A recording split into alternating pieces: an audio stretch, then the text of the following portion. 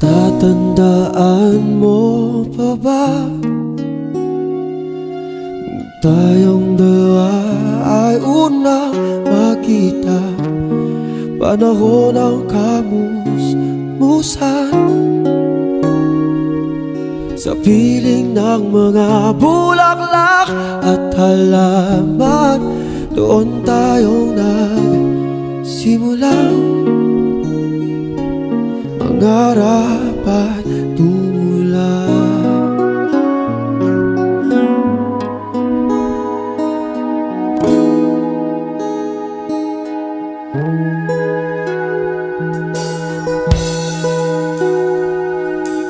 Natatandaan mo pa ba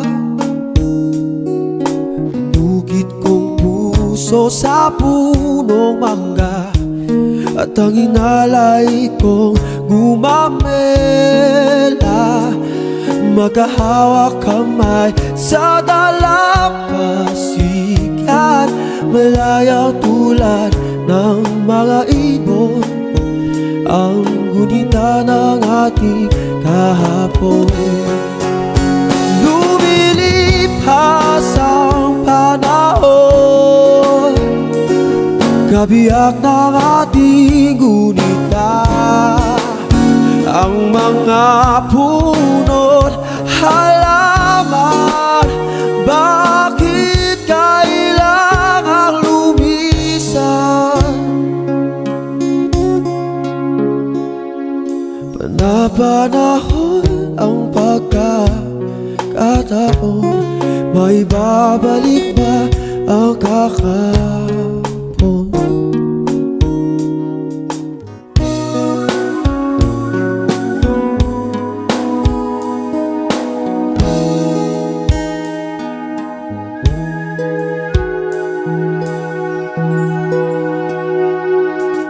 Yun ikaw ay nagbalik, at tulad ko rin ang iyong pananabik, makita ang dating kalungan, tahanan ng ating tula at pangarap, ngayon ay naglaho na. Sana hanapin pa. Lumilipas ang panahon, kabiyak ng ating gunita, sa paglipas na panahon, bakit kailangan natin lumisan? At of course, lahat po kami mga elders na nandito sa Josephine Foundation, kami po ay lubos na nagpapasalamat sa pagdalaw niyo sa amin.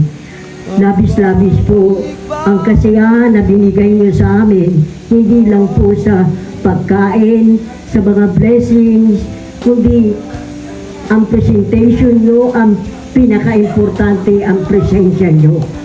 Kami po ay tuwan-tuwa.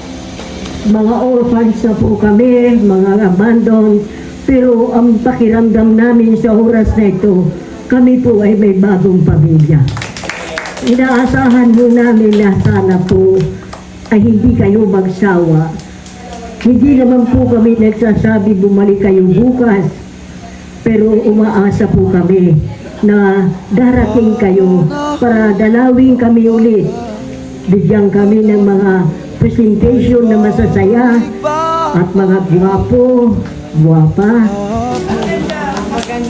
At higit sa lahat, naramdaman namin ang pagmamahal na hindi namin nakuha sa mga magulang namin dahil matagal na kami nawala sa piling nila. Kaya kami po ay naglubos na nagpapasalamat. Sana dalhin niyo po ang aming dasal.